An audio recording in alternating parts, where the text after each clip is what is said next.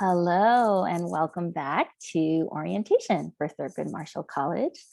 I am Dr. Amanda Solomon Amaral, and I am director of the Dimensions of Culture program here at TMC.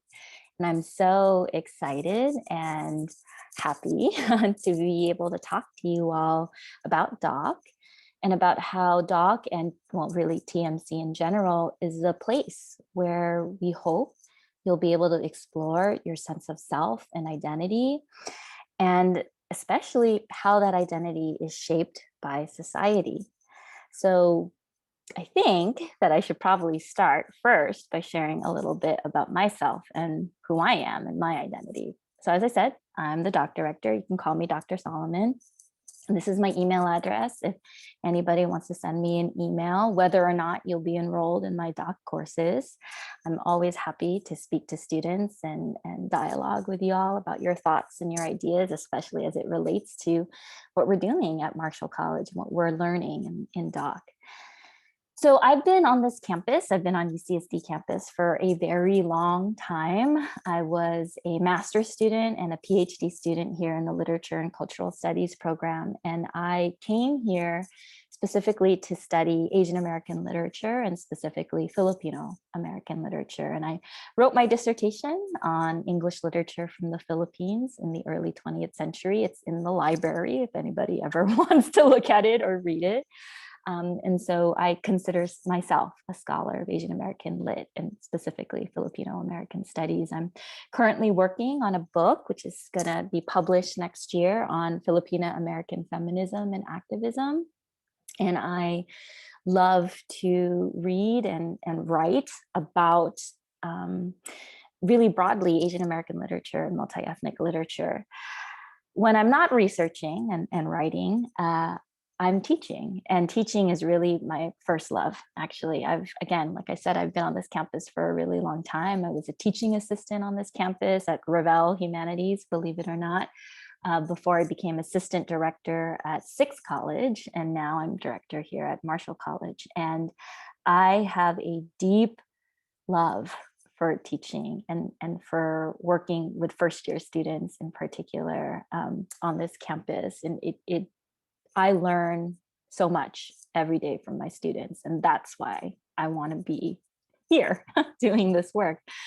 When I'm not teaching or writing, I'm really active in the Filipino American community here in San Diego. For 7 years, I was executive director of a youth mentorship program that worked with Filipino American students, providing spaces and workshops around identity and culture and just learning about one's history and oneself and one's place in the world, which is why I love being the doc director, because I get to do that with you all, hopefully, in this coming year. So when I'm not teaching, when I'm not writing, when I'm not working in the community, I'm a mom. I have two little girls who I'm working really hard to raise into strong and independent women. And I like to talk about them. I talk about them quite a bit when I teach. So if you're in my lecture, so much of what I learn about my own identity and my understanding of the world, I actually learn from my kids, because when kids ask you questions and you have to actually explain why things are the way they are in the world, it really does make you stop and think, why are they like that? Why is it like that? And so that's me. I'm a scholar, I'm a teacher, I'm a community organizer, and I'm a mom. Those are my identities. Those are all the different facets of who I am and who I bring into the classroom. And I hope it'll become clear as I talk, for the rest of this presentation and as you move into the activities after this, that DOC and Marshall College really is a place where we invite you to learn about yourself and yourself in relationship to others. And how I primarily do that and support that is through running the Dimensions of Culture program. I teach a lecture myself, but I also administer and lead a really amazing staff of folk here at Doc. So I want to talk now about who else is in Doc that you will encounter or meet in the courses. What is Doc? What actually is it? And what does it do? How does it function in the university? What's its purpose in the university? And then I think more importantly, why? Like, why should you care beyond the fact that you have to take Doc, especially if you're a first year student? Why does it even matter? Why is it like worth your time, honestly, right? So those are the three things I hope to answer or pose to you. So who is in Doc that you should know? Okay. So I am incredibly proud to lead a team of brilliant and strong women. Dr. Emily Johnston is our associate director, and she'll be teaching the first Doc 1 lecture in the morning. I believe it's at 10 a.m. Dr. Megan Strom is our full-time Doc lecturer, and she will be teaching the afternoon Doc 1 courses. And then Sue Hawkinson, many of you first-year students have been receiving lots of emails from Sue Hawkinson. She is our administrative coordinator. She basically handles all the logistical details having to do with class size and enrollment. Gwen Fish is our in-house tutor. So if any of you at all need any support with your Doc coursework, she is absolutely the person to go to. And then Natalie Pass is our upper division Doc 100D lecturer. And so if you are taking any sort of Doc course, whether it's the upper division or lower division class, these are amazing and important people to know, and you will get to know them and meet them through the course of your coursework, your classwork. So what is Doc? All right. So now you know a little about me, you know a little about the people, but like, what is this? What is this DOC? What is this Dimension of Culture program? So to understand Doc, you need to understand the college system here at UCSD. And so UCSD has, well, it had 6, now we have a 7th college. It has 7 different residential colleges on our campus, and these 7 colleges house students, right? And these 7 colleges govern the general education requirements for the students. Now, the best like analogy I can give you is if anybody knows Harry Potter, right? So Harry Potter, he goes to Hogwarts. There's one school of witchcraft and wizardry, but the students are all sorted by a magical talking hat, which we don't have, but it would be cool if we had.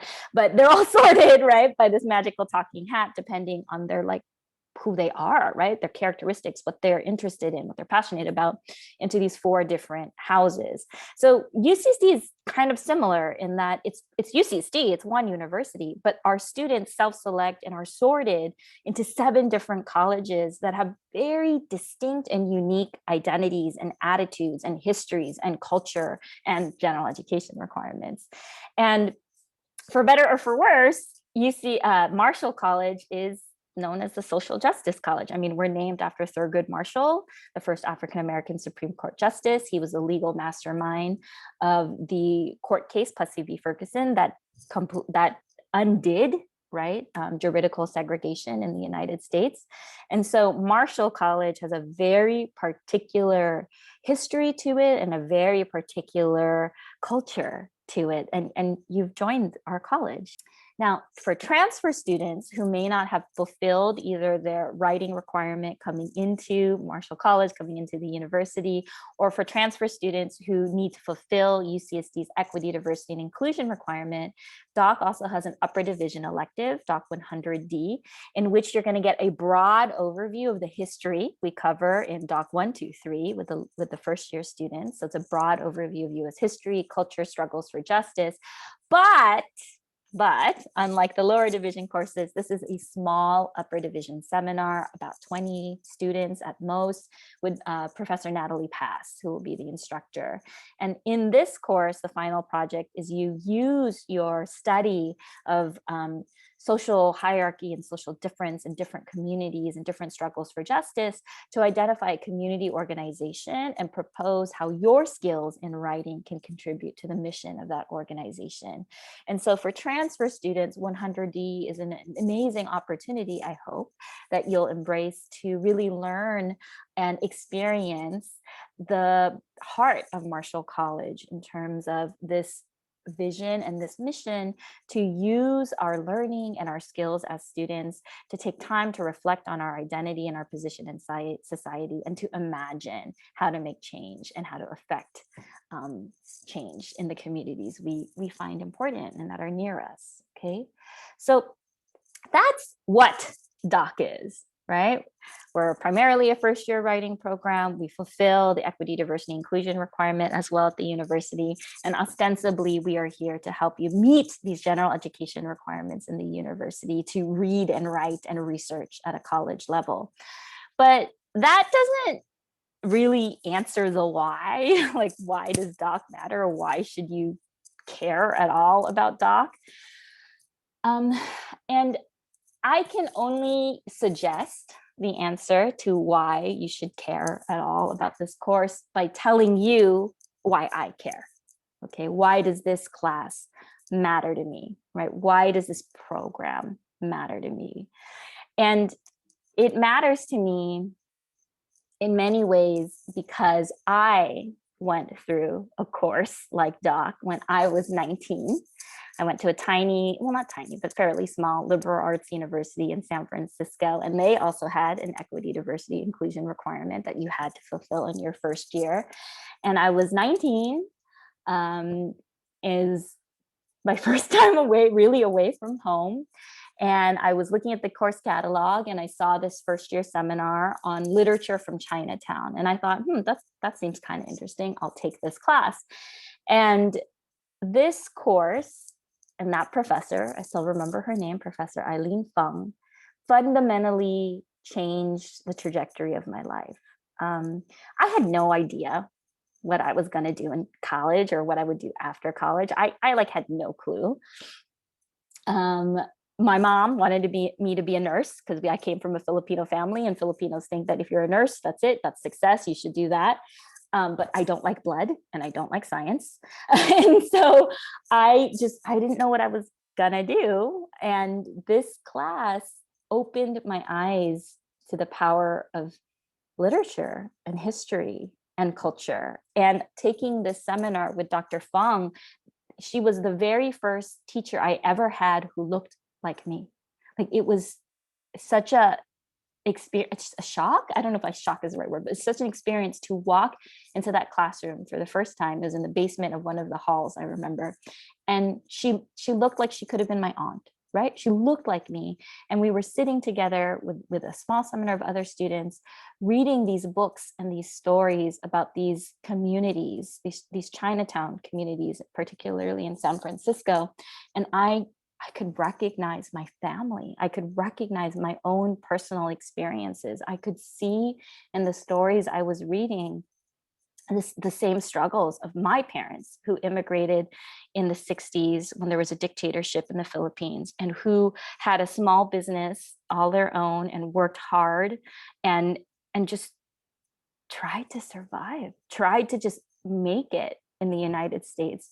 And this class just gave me the language and the understanding to recognize my own life and my own family, and to articulate my own view and sense of the world, and that I have a place in the world, an important place in the world, a place of dignity in the world. And so this class, this required first year class, fundamentally changed my life. Dr. Eileen Fong became my mentor. I became her research assistant. She supported me, wrote me letters of recommendations. I could study abroad at Oxford for a year, wrote me letters of recommendations and supported me so that I could go to graduate school and become a professor when no one in my family even knew what a professor did or does, or what graduate school in the United States is like. And it just made me realize that what I wanted to do is what she did. Is to give students a place to see themselves, to know themselves, to understand themselves. Because if you don't know yourself, if you don't understand yourself, you don't know anything. You don't know anything, right? And so that's why I do this, because I have the privilege of every year working with over 1,000 students, mostly first years and some amazing transfer students, to explore your identity, your history, your culture, your place in this world, in this society, okay? Because we're born into society. We do not choose the family we're born into. We do not choose the skin and the class we are born into.